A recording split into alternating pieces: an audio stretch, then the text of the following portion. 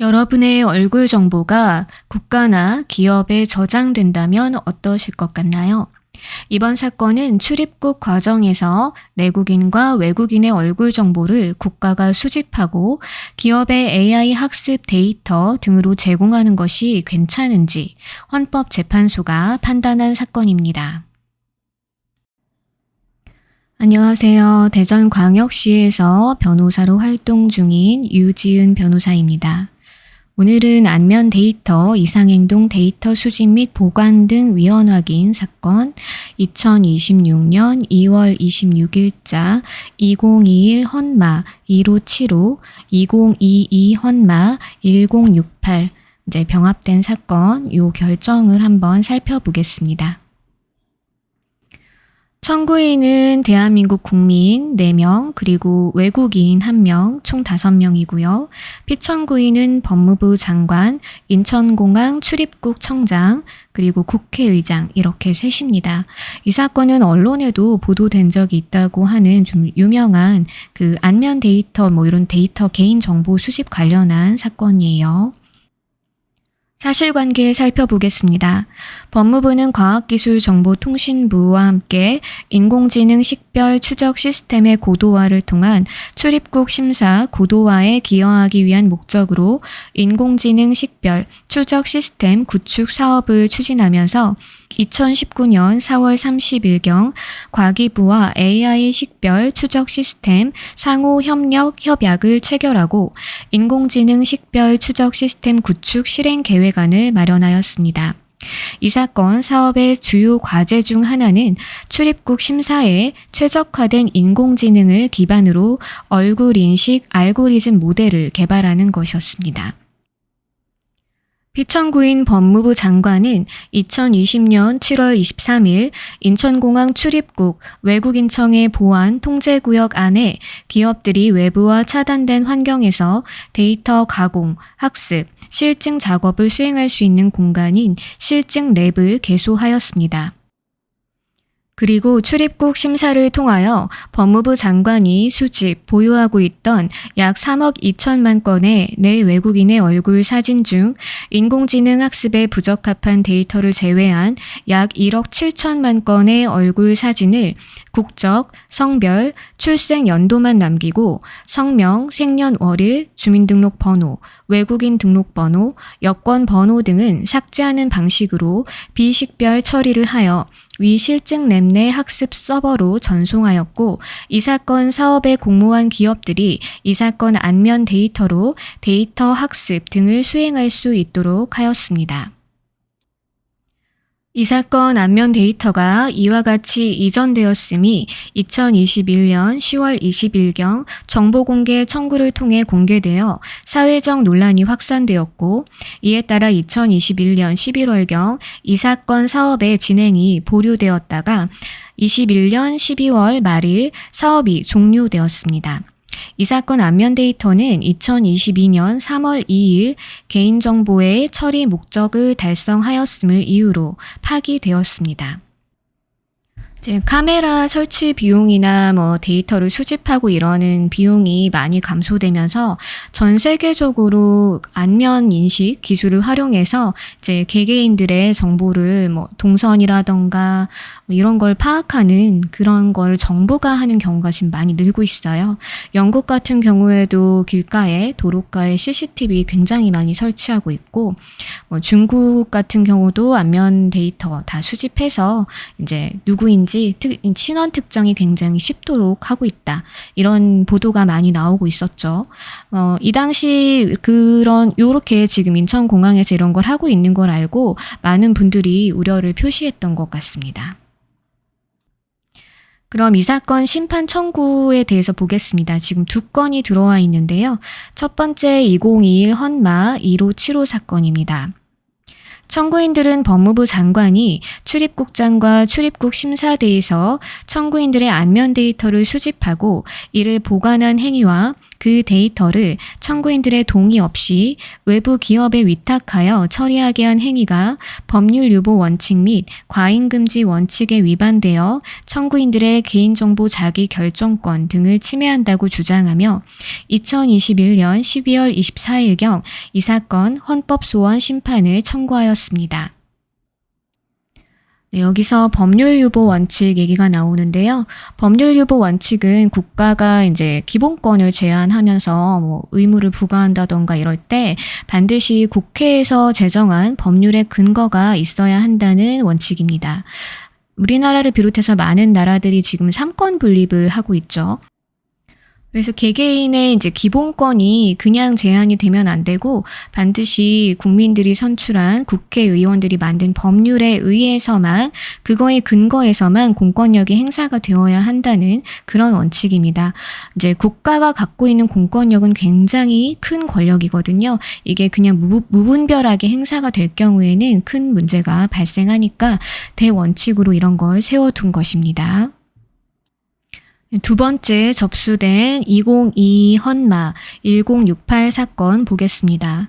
청구인들은 법무부 장관, 피청구인 인천 출입국 외국인 청장, 과학기술정보통신부 장관이 이 사건 안면 데이터를 학습 데이터로 제공하여 이 사건 사업에 참여한 공모 기업들로 하여금 처리하도록 한 행위, 출입국 심사 공무원이 생체 정보를 활용할 수 있는 근거 규정인 출입국 관리법 조항들, 이 사건 사업에 생체 정보를 제공하지 못하도록 하는 입법이나 행정상 조치를 하지 아니한 피청구인 국회의장의 입법 부작위 및 과기부 장관, 법무부 장관, 인천 출입국, 외국인 청장의 행정 부작위가 청구인들의 개인정보 자기 결정권 등을 침해한다고 주장하며 2022년 7월 21일 이 사건 헌법소원 심판을 청구하였습니다. 네, 여기서 이제 부작위라는 얘기가 나오는데요. 이제 자기와 부작위라는 법률 용어가 있습니다. 자기는 내가 어떤 행동을 하는 것이고요. 부작위는 내가 해야 되는 행동을 하지 않는 것. 그래서 지금 입법 부작위를 문제를 삼는 것이 이제 니네가 입법을 해야 되는데 입법을 하지 않아서 지금 이런 일이 발생을 했다. 이러면서 이런 부분 국회의장까지 지금 이제 피청구인으로 넣어서 주장을 하고 있는 것입니다.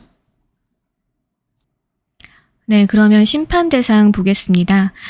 이제 청구인들은 지금 그 여권 사진이랑 정지 사진 한 장까지는 괜찮은데 그 외 추가 사진 촬영이랑 또 인공지능 모델 개발을 위해서 데이터를 이제 기업에 제공한 것, 이걸 다 문제를 지금 삼고 있는 건데요.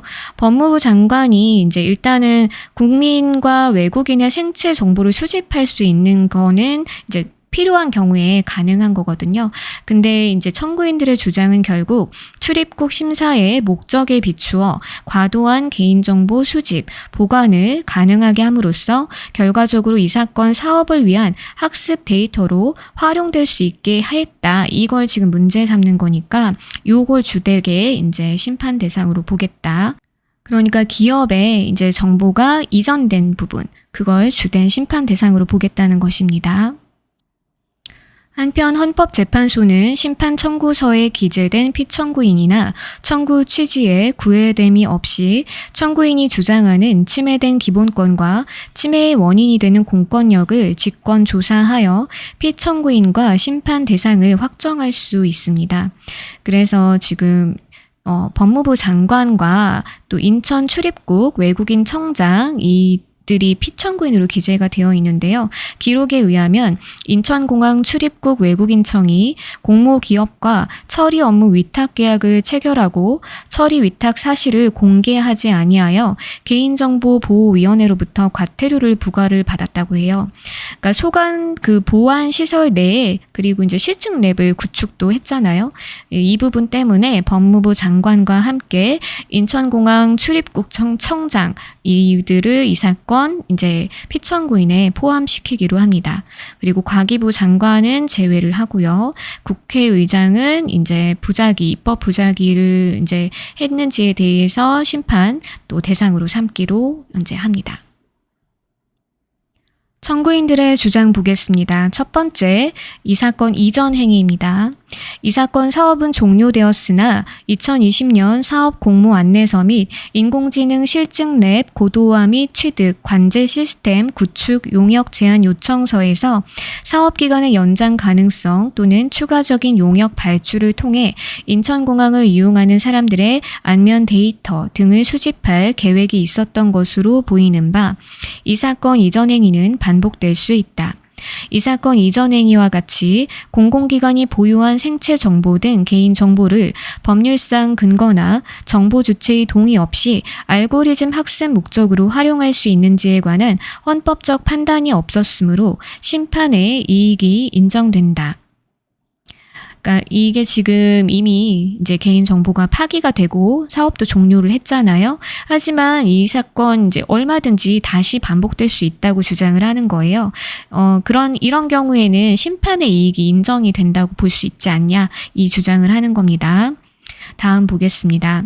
이 사건 이전 행위는 기업이 독자적 이익을 보유할 수 있으므로 처리 위탁이 아닌 제3자 제공에 해당하고 출입국 심사 업무와 무관하게 민감 정보인 이 사건 안면 데이터를 정보 주체의 동의를 받지 않고 이전한 것이므로 개인정보보호법 제23조 제1항에 위반되며 법률의 근거가 없는 행위로서 법률 유보 원칙에 위반된다. 내 동의 없이 내 안면 데이터가 지금 기업으로 이전이 된 거잖아요.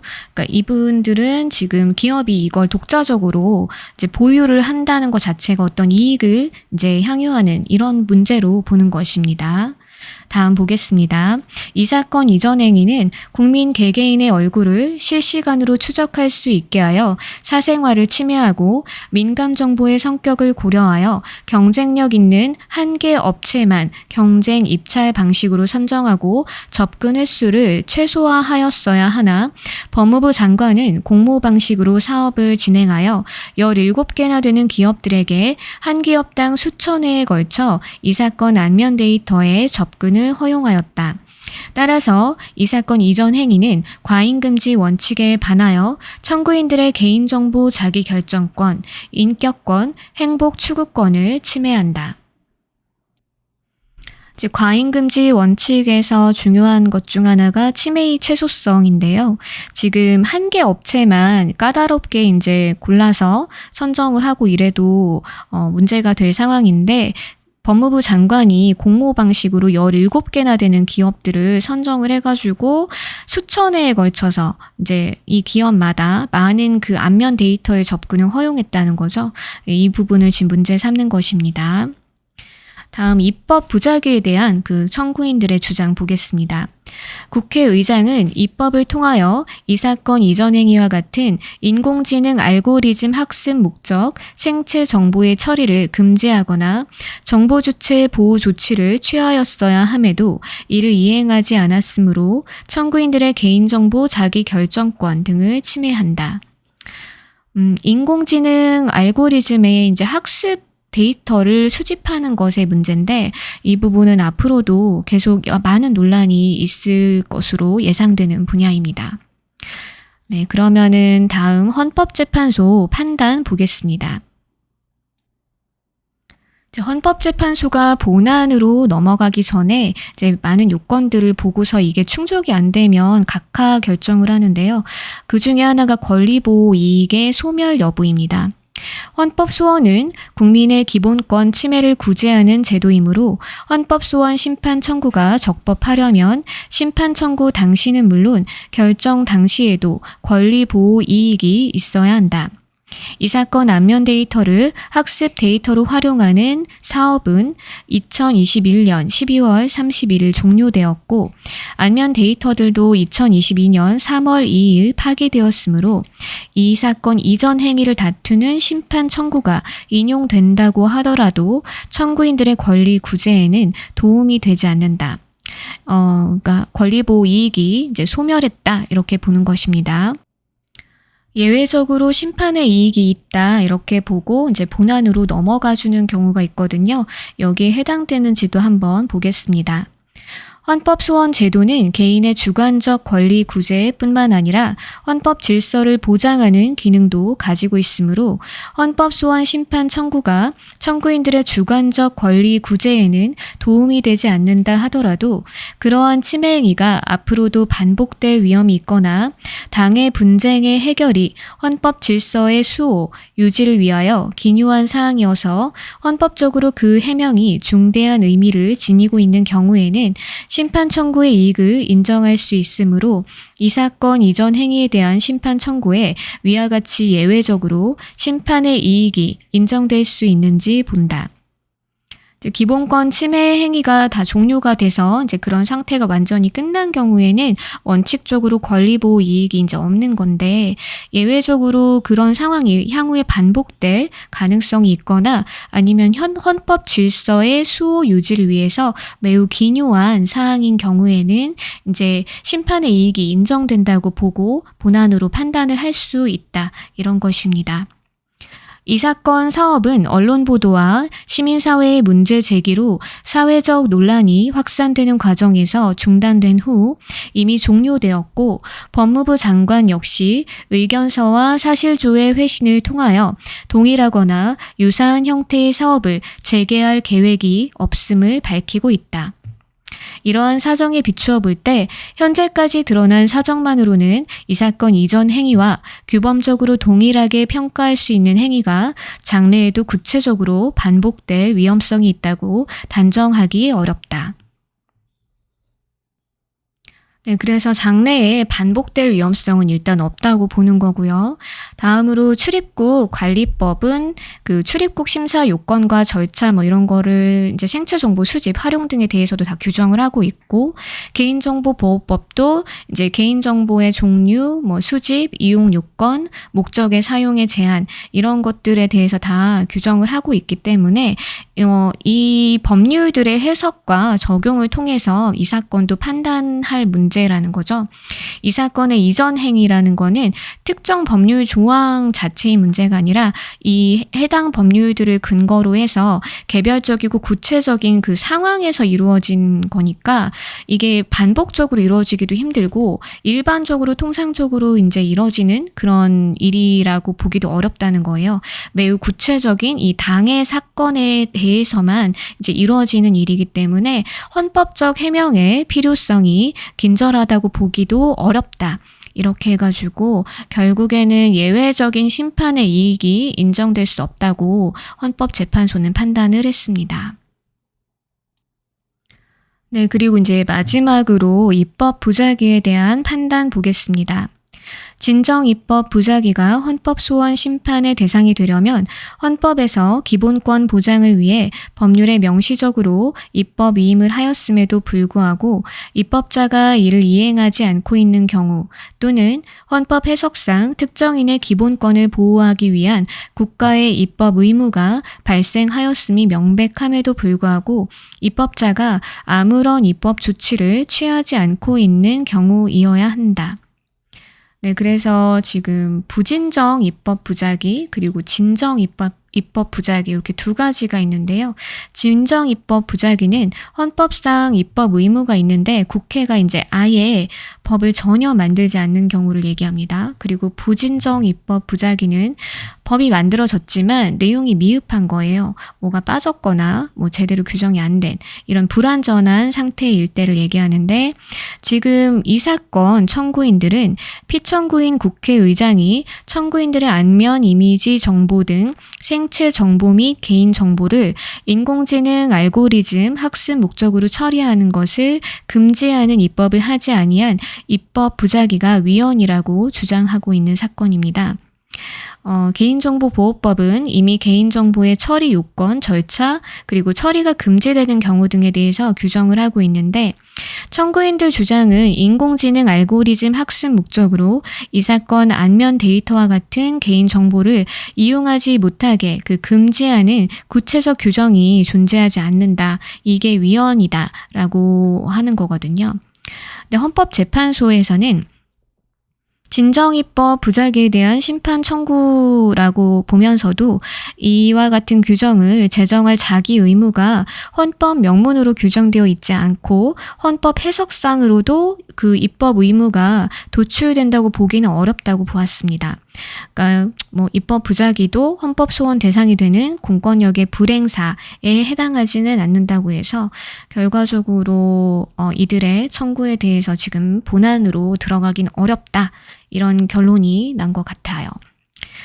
청구인들의 심판 청구는 부적법하므로 이를 모두 각하하기로 하여 관여 재판관 전원의 일치된 의견으로 주문과 같이 결정한다. 네, 주문 보겠습니다. 청구인들의 심판 청구를 모두 각하한다. 네, 그래서 지금까지 이제 주장한 거에 대해서 본안 판단을 받지 못하고 끝난 사건인데요. 향후에도 인공지능 알고리즘의 이제 내 정보가 학습 데이터로 쓰이는 거에 대해서는 꽤 논란이 지속될 수 있는 부분이 아닐까 이런 제 의견을 마지막으로 첨부해 봅니다. 지금까지 들어주셔서 감사합니다.